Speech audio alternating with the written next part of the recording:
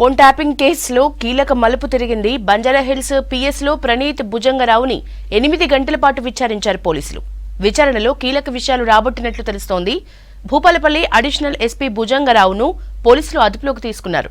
ప్రణీత్తో కలిసి phone tapping కు పాల్పడినట్లు నిర్ధారించారు. ఎమ్మెల్యేల కొనుగోలు వ్యవహారంలో ఫోన్ ట్యాపింగ్ చేసినట్లు గుర్తించారు.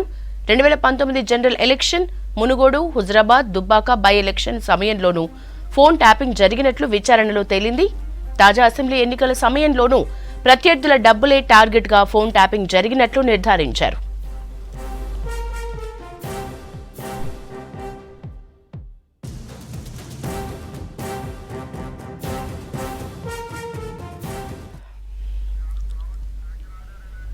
ఫోన్ ట్యాపింగ్ కేసులో కీలక మలుపు తిరిగింది. బంజారాహిల్స్ పిఎస్లో ప్రణీత్ భుజంగరావును 8 గంటల పాటు విచారించారు పోలీసులు. విచారణలో కీలక విషయాలు రాబట్టినట్లు తెలుస్తోంది. భూపాలపల్లి అడిషనల్ ఎస్పీ భుజంగరావుని పోలీసులు అదుపులోకి తీసుకున్నారు. ప్రణీత్తో కలిసి ఫోన్ ట్యాపింగ్ కి పాల్పడినట్లు నిర్ధారించారు. ఎమ్మెల్యేల కొనుగోలు వ్యవహారంలో ఫోన్ ట్యాపింగ్ చేసినట్లు గుర్తించారు. 2019 general election, Munugode, Huzurabad, Dubbaka by election సమయంలోనూ ఫోన్ ట్యాపింగ్ జరిగినట్లు విచారణలో తేలింది. తాజా అసెంబ్లీ ఎన్నికల సమయంలోనూ ప్రత్యర్థుల డబ్బులే టార్గెట్ గా ఫోన్ ట్యాపింగ్ జరిగినట్లు నిర్ధారించారు.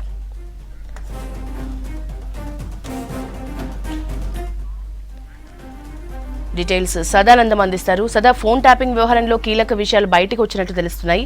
ఎట్లా ఉన్నాయి డీటెయిల్స్? ఈ ఫోన్ ట్యాపింగ్ కేసులో ప్రణీత్ రావును విచారించిన కొద్దీ కీలక విషయాలు బయటకు వస్తున్నాయి. ప్రణీత్ రావును 7 రోజుల పాటు కస్టడీకి తీసుకుని ఇన్వెస్టిగేషన్ చేస్తున్నారు పోలీసులు.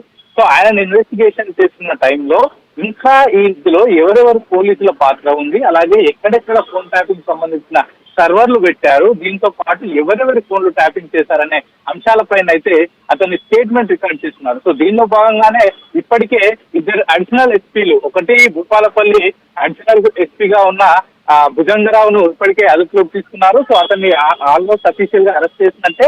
రేపు మార్నింగ్ అతన్ని జడ్జి ముందు ప్రొడ్యూస్ చేయనున్నారు. సో దీంతో పాటు తిరుపతి అన్న అడిషనల్ ఎస్పీని కూడా విచారిస్తున్నారు ప్రస్తుతం పోలీసులు. వీళ్ళిద్దరికీ కూడా ఇటు ప్రణీత్ రావుతో సంబంధం ఉన్నట్టు చెప్తున్నారు. సో వీళ్ళందరినీ ఈ రోజు కలిపి విచారణ చేయగా చాలా కీలక విషయాలన్నీ బయటకు వచ్చినట్లు తెలుస్తోంది. సో ముఖ్యంగా అప్పుడు మనం చూసాం 2022 ఇప్పుడు నవంబర్ లో ఈ ఎమ్మెల్యే కొనుగోలు కేసు ఒకటి బయటకు వచ్చింది. సో 3 ఎమ్మెల్యేలు, ఇటు పైలట్ రోహిత్ రెడ్డి, అటు అచ్చంపేట ఎమ్మెల్యే గుబ్బల బాలరాజు, అలాగే హర్షవర్ధన్ రెడ్డి కొల్లూరు ఎమ్మెల్యే, వీళ్ళు 3 కూడా ఇటు బీజేపీలో జాయిన్ కావడానికి వీళ్ళకి డబ్బులు ఇచ్చి బీజేపీలోకి జాయిన్ కావడానికి ఆఫర్ ఇచ్చినట్లు అప్పుడు ఒక ఎమ్మెల్యే కొనుగోలు కేసు బయటకు వచ్చింది. సో ఈ తతంగం అంతా కూడా వీళ్ళ ఫోన్లు ట్యాప్ చేయడం ద్వారానే వీళ్ళు వేరే పార్టీలోకి వెళ్తున్నట్టు. సో దీంతో అప్పటి బీఆర్ఎస్ గవర్నమెంట్ వీళ్ళందరినీ పిలిపించుకొని సో ఈ తతంగం బయటపడగానే తిరిగి మళ్ళీ ఒక ప్లాన్ వేసి వీళ్ళని డైరెక్ట్ గా ఎవరైతే బీజేపీ నుంచి వచ్చారో, ఆ బీజేపీ నుంచి వచ్చామని చెప్తున్నారో, సో వాళ్ళని పట్టుకున్నట్లయితే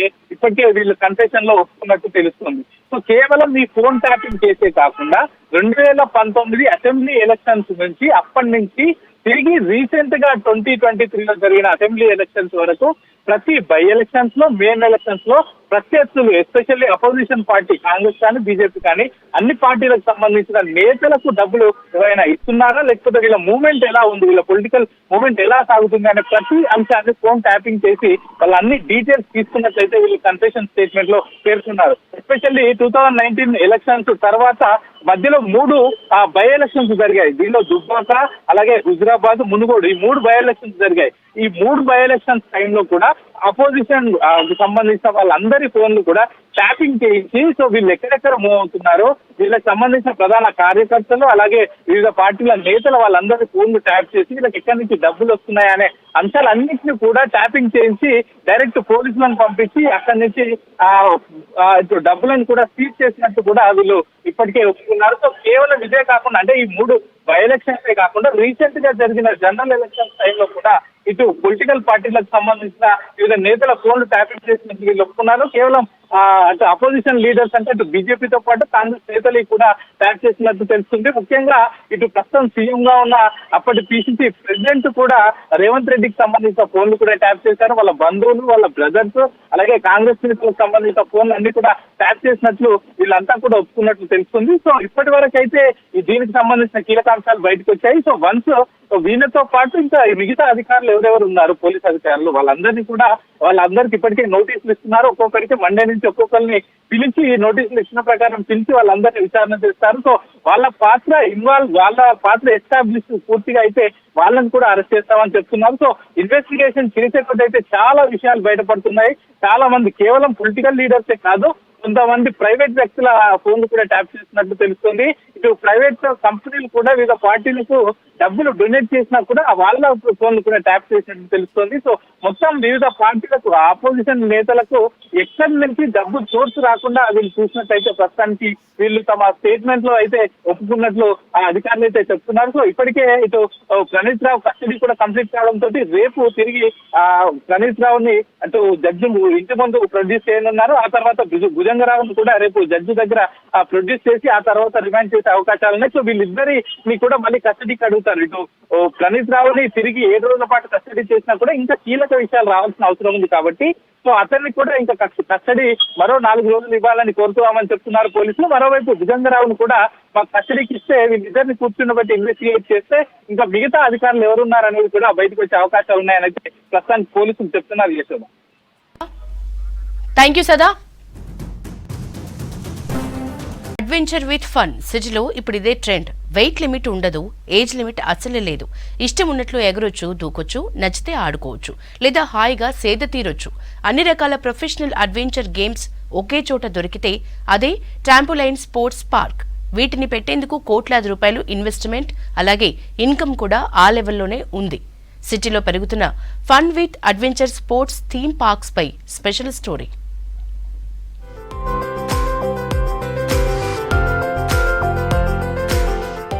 ఫన్ తో కూడిన అడ్వెంచర్ స్పోర్ట్స్ కి కేర్ ఆఫ్ అడ్రస్ గా మారుతోంది హైదరాబాద్ సిటీ. ఈ స్పోర్ట్స్ పట్ల హైదరాబాదీలకున్న క్రేజ్ ని దృష్టిలో పెట్టుకుని కోట్ల రూపాయలతో ట్రాంపోలైన్ అడ్వెంచర్ స్పోర్ట్స్ పార్క్లని ఏర్పాటు చేస్తున్నారు ఇన్వెస్టర్లు. ఫిట్నెస్ తో పాటు హ్యాపీ అండ్ హెల్దీ లైఫ్ ని అందిస్తున్నారు.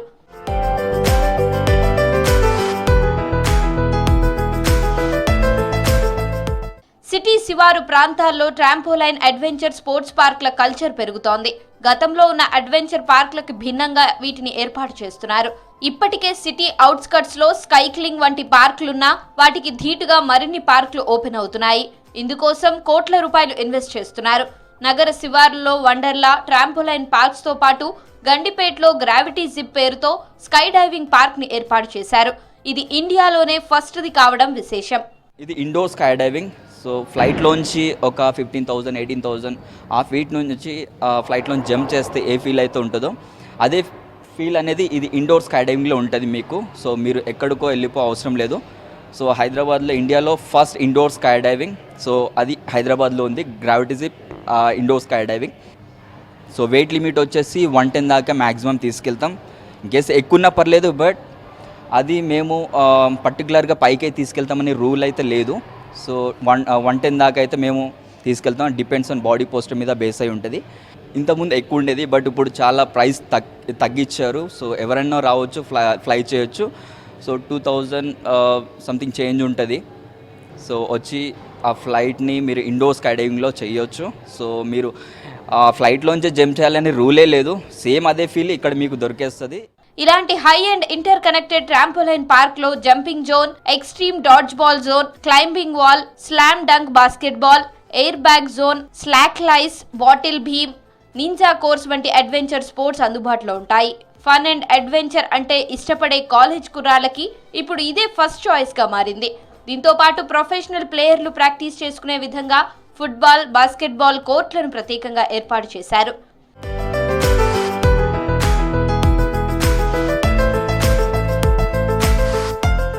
ట్రాంపోలైన్ లో ఎగరడానికే పరిమితం కాకుండా వినూత్న ఆటలు ఆడుతూ సరికొత్త అనుభూతిని ఆస్వాదించవచ్చు. Cherry bomb, crack the egg, స్టెల్లీ నింజా వంటివి ఇందులో ఆడవచ్చు. ఎగురుతూ ప్రతి ఆట ఆడడం వల్ల శరీరానికి వ్యాయామం చేసినట్లు అవుతుంది. శేర్లింగంపల్లి, శంకర్పల్లి, కొంపల్లి తదితర ప్రాంతాల్లో ట్రాంపోలైన్ పార్కులు ఏర్పాటు చేశారు నిర్వాహకులు.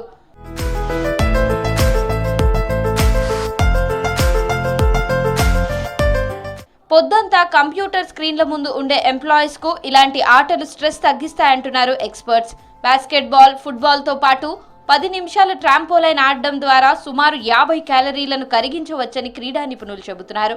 What is this gravity zip అని చెప్పేసి ఒకసారి డైరెక్ట్గా వచ్చి విజిట్ చేస్తే ఇక్కడ ఒక టనల్ కనిపించింది. దాంట్లో ఏంటంటే కింద నుంచి ఎయిర్ ప్రెషర్ వస్తుంది మనకి. సేమ్ ఫీలింగ్ మనం ఎయిర్ క్రాఫ్ట్లో నుంచి దూకితే ఎలా అయితే మనకి ఫ్రీ ఫాల్ టైమింగ్ ఎలా అయితే ఫీల్ అవుతామో అదే ఫీలింగ్ ఇక్కడ వస్తుంది. యాక్చువల్లీ ఫస్ట్ టైం నేను లోపల ఫ్లై చేస్తున్నప్పుడు చాలా భయపడ్డాను. ఇంత ఎయిర్ వస్తుంది, మనం ఆ ఎయిర్ని కంట్రోల్ చేయగలమా లేదా, లేకపోతే సడన్గా కింద పడిపోతామేమో అనుకున్నాము. బట్ ఇక్కడ ఇన్స్ట్రక్టర్స్ ఉన్నారు, వాళ్ళని అడిగితే సడన్గా పవర్ పోతే ఎలా అని చెప్పేసి మాకు బ్యాకప్స్ ఉన్నాయని చెప్పారు. అంటే పవర్ పోగానే ఎమ్మటే బ్యాకప్ ఉంటుంది, మనకి ఎటువంటి భయపడాల్సిన అవసరం లేదు. లైక్ ఇంజురీస్ కానీ, సర్జరీ కానీ, సైనస్ ప్రాబ్లం కానీ అలా పాస్ట్ 6-7 మంత్స్ నుంచి అయితే ఉండొద్దు, అలా ఎవరైనా చేయొచ్చు. అండ్ వెయిట్ లిమిట్ వచ్చేసి బిలో 110 ఉన్న వాళ్ళు ఎవరైనా చేయొచ్చు. మనకు కొన్ని సిగ్నల్స్ అనేవి ఉంటాయి, అంటే మన బాడీ పోర్షన్ ఎలా మెయింటైన్ చేయాలి, లేకపోతే హ్యాండ్ ఎలా మెయింటైన్ చేయాలి, లెగ్స్ ఎలా పెట్టాలనేది ఒక 10 to 15 minutes ఆఫ్ ట్రైనింగ్ ఉంటుంది. ఈ గేమ్స్ చూడడానికి ఈజీగా ఉన్న ఎక్స్పర్ట్స్ మధ్య మాత్రమే ప్రాక్టీస్ చేయాల్సి ఉంటుందంటున్నారు ట్రైనర్లు. ఇష్టానుసారంగా చేస్తే ఇంజురీలు అయ్యే అవకాశాలు ఎక్కువగా ఉన్నాయంటున్నారు.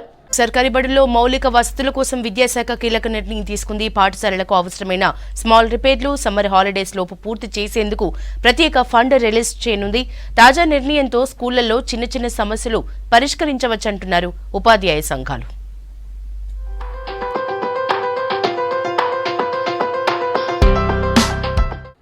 రాష్ట్రంలోని సర్కారు బడుల అభివృద్ధి విషయంలో విద్యాశాఖ మరో కీలక నిర్ణయం తీసుకుంది. బడుల్లో సౌకర్యాలు కల్పించడంతో పాటు చిన్న చిన్న మరమ్మతులు చేపట్టేందుకు వీలుగా ప్రత్యేక ఫండ్ ను ఇవ్వనుంది. ఇందుకోసం పాఠశాలలకు ఎమర్జెన్సీ అండ్ మెయింటెనెన్స్ ఫండ్ ను అందుబాటులో ఉంచనుంది. ప్రభుత్వం కొత్తగా ఇచ్చే ఈ నిధులతో పాఠశాలలకు అవసరమైన ట్యూబ్ లైట్లు, బల్బులు, ఫ్యాన్లు, స్విచ్లు, నీటి సరఫరా ఏర్పాట్లు చేసుకోవచ్చు. వీటన్నిటినీ ప్రభుత్వ బడుల్లో ఏర్పాటు చేయడానికి అమ్మ ఆదర్శ పాఠశాల కమిటీలు చేపట్టనున్నాయి. కలెక్టర్ దగ్గర అందుబాటులో ఉన్న జిల్లా mineral foundation trust, special development fund తో పాటు గ్రామీణ ఉపాధి హామీ పథకం నిధులను స్కూళ్ల అభివృద్ధికి వాడనున్నారు.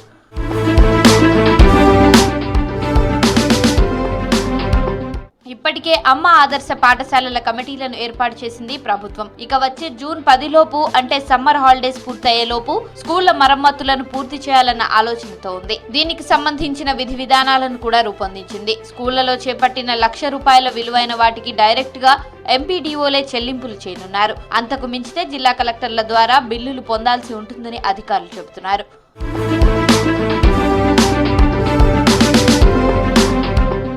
కొత్త ప్రభుత్వం తీసుకున్న నిర్ణయం పాఠశాలల అభివృద్ధికి ఉపయోగపడుతుందన్నారు ఉపాధ్యాయ సంఘాల నేతలు, టీచర్లు. గత కొన్నేళ్ల నుంచి పాఠశాలల్లో అనేక సమస్యలు పేరుకుపోయాయని చెబుతున్నారు. బడుల్లో కనీసం వాటర్, క్లాస్ రూమ్లు, తలుపులు, కిటికీలు, వాష్రూమ్ క్లీనింగ్ వంటివి లేకపోవడంతో విద్యార్థులు ఇబ్బందులు పడుతున్నారని తెలిపారు. విద్యాశాఖ ఇచ్చే ఈ ఫండ్ తో బడుల్లో అనేక చిన్న చిన్న సమస్యలు పరిష్కరించవచ్చని చెబుతున్నారు ఉపాధ్యాయ సంఘాల నేతలు. ఈనాడు ప్రభుత్వము విద్యాశాఖ పక్షాన ప్రతి పాఠశాలకు చిన్న మరమ్మతుల కోసం, పరిశుభ్రత కోసం ₹25,000 విడుదల చేయాలని నిర్ణయించటం నిజంగా అభినందించదగ్గ విషయం. అయితే వీటితో పాటు పాఠశాలను శుభ్రం చేయాలి అంటే స్కావెంజర్ అవసరం ఉంటుంది. ఈ స్కావెంజర్కి సంబంధించిన నిధులు కూడా విడుదల చేస్తూ దానికి ఒక శాశ్వత ప్రాతిపదికన కింద స్కావెంజర్స్ని నియమిస్తే బాగుంటుంది అనేది మేము ప్రభుత్వాన్ని కోరుతున్నాము. మరి ఉన్నత పాఠశాలలో దాదాపు 15-20 గదులున్న పరిస్థితుల్లో మరి దాదాపు సంవత్సరానికి ఒక ₹2,00,000 ఇట్లా ప్రభుత్వం ఒకవేళ ఇచ్చినట్లయితే ఈ సమస్యలకు కొంత పరిష్కారం ఉండే అవకాశం ఉంది. ఇప్పటికైనా ప్రభుత్వము ఆ గ్రామీణ ప్రాంతాల్లో గ్రామ పంచాయతీ నిధుల నుంచి కనీసము 5% తక్షణమే పాఠశాలలో ఖర్చు పెట్టడానికి ముందుకొచ్చినట్లయితే కొన్ని సౌకర్యాలు తీసుకోవడానికి అవకాశం ఉంటుంది. మరి సర్పంచులు, మున్సిపల్ కౌన్సిలర్లు, చైర్మన్లు వాళ్ళంతా కూడా సంపూర్ణ సహకారం ఇచ్చే అవకాశం ఉంటుంది. ఈ దిశలో ప్రభుత్వము తీసుకున్న నిర్ణయాల పట్ల హర్షం ప్రకటన చేస్తుంది. ప్రభుత్వ పాఠశాలల అభివృద్ధి కోసం ఉచిత విద్యుత్, అమ్మ ఆదర్శ పాఠశాలల కమిటీలు ఇప్పుడు ప్రత్యేక ఫండ్ ఇస్తామనడంతో ప్రభుత్వ బడులు బాగుపడతాయంటున్నారు విద్యావేత్తలు. గత బీఆర్ఎస్ ప్రభుత్వం ఖజానాను ఖాళీ చేసి రాష్ట్రాన్ని అప్పుల కుప్పగా మార్చిందన్నారు చెన్నూరు ఎమ్మెల్యే వివేక్ వెంకటస్వామి. అధికారంలోకి వచ్చిన 3 నెలల్లోనే కాంగ్రెస్ సర్కార్ సంక్షేమ పథకాల్ని అమలు చేయడంతో ప్రజలు ఆశ్చర్యపోతున్నారని చెప్పారు. మంచిర్యాల జిల్లా మందమరిలో ఏర్పాటు చేసిన ఇఫ్తార్ విందులో పాల్గొన్నారు పెద్దపల్లి పార్లమెంటు కాంగ్రెస్ అభ్యర్థి గడ్డం వంశీకృష్ణ, చెన్నూరు ఎమ్మెల్యే వివేక్, మాజీ ఎమ్మెల్యే నల్లాల ఓదెలు. పెద్దపల్లి పార్లమెంటు ప్రజల ఆకాంక్ష మేరకు కాంగ్రెస్ అధిష్టానం తన కుమారుడు వంశీకృష్ణకు ఎంపీగా పోటీ చేసేందుకు అవకాశం ఇచ్చిందని, వంశీకృష్ణను భారీ మెజారిటీతో గెలిపించాలని అన్నారు వివేక్. మరోవైపు చెన్నూరు క్యాంపు కార్యాలయానికి మొదటిసారి వచ్చిన వంశీకృష్ణకు కాంగ్రెస్ కార్యకర్తలు, అభిమానులు ఘన స్వాగతం పలికారు. కాంగ్రెస్ పార్టీ తరఫు నుంచి గడ్డం వంశీకృష్ణకి పెద్దపల్లి పార్లమెంట్ నియోజకవర్గం తరఫున వారికి టికెట్ కేటాయించారు. కాంగ్రెస్ పార్టీ హయాంలో వచ్చిన తర్వాత ప్రజల సంక్షేమ కార్యక్రమాలన్నీ కూడా 10 ఏళ్లలో డబుల్ బెడ్రూమ్ ఇల్లు ఇవ్వలేదు, కానీ కేసీఆర్ మాట తప్పిన విషయం అందరు ప్రజలకు తెలుసు. మొన్న అసెంబ్లీ ఎలక్షన్లలో కూడా ప్రజలు ఇదే, ఈ కేసీఆర్ కుటుంబము ఏదైతే అహంకారంగా ఈ రాష్ట్రాన్ని పరిపాలించారో దీని వ్యతిరేకంగా ప్రజలందరూ కూడా తీర్పుని ఇవ్వడం జరిగింది. ఈ ఒక స్వేచ్ఛ ఏదైతే ప్రజలకు వచ్చిందో అసెంబ్లీ ఎలక్షన్స్ తర్వాత వాళ్ళందరూ కూడా ఇదే ఆలోచిస్తున్నారు. మాకు ఇండిపెండెన్స్ తర్వాత ఈ స్వేచ్ఛ ఏదైతే వచ్చిందో ఈ రాష్ట్రంలో మేము ఈ స్వేచ్ఛను సరిగా వాడుకొని ప్రజాపాలన చేయాలని చెప్పి రేవంత్ రెడ్డి గారు ఏదైతే పనిచేస్తున్నారో ప్రజలందరూ కూడా సంతోషిస్తున్నారు. ఈ పార్లమెంట్ ఎలక్షన్లలో కూడా ఇదే ఆలోచించి ప్రజలందరూ కూడా కాంగ్రెస్ అభ్యర్థులను తెలంగాణలో గెలిపిస్తారు. 12 to 14 సీట్స్ కాంగ్రెస్ పార్టీ గెలిచే అవకాశాలు ఉన్నాయి. ప్రజలందరూ కూడా ఇదే కోరుకుంటున్నారు. కాంగ్రెస్ పార్టీని గెలిపిస్తే మా నిధులు ఏదైతే మా గురించి ఖర్చు పెట్టాలో ఆ నిధులు కేవలం కాంగ్రెస్ పార్టీ ద్వారానే ఖర్చు పెట్టవచ్చని చెప్పి ఆలోచించుకొని మంచి పరిపాలన ఏదైతే కాంగ్రెస్ పార్టీ చేస్తుందో అది దృష్టిలో పెట్టుకొని 12 నుంచి 14 సీట్ల వరకు గెలిచే అవకాశాలు ఉన్నాయి. ఇది చెన్నూరు రావడము పార్లమెంట్ అభ్యర్థిగా కాంగ్రెస్ పార్టీ తరఫున నా మొదటిసారి, అది చాలా ఆనందంగా ఉంది. ప్రజలందరూ 7 నియోజకవర్గాల పెద్దపల్లి పార్లమెంట్ మొత్తం ప్రజలందరూ కోరుకొని నన్ను ఆశీర్వదించి ఈ టికెట్ వచ్చేలా చేశారు. వాళ్ళందరికీ నా హృదయపూర్వక నమస్కారాలు, నా ధన్యవాదాలు.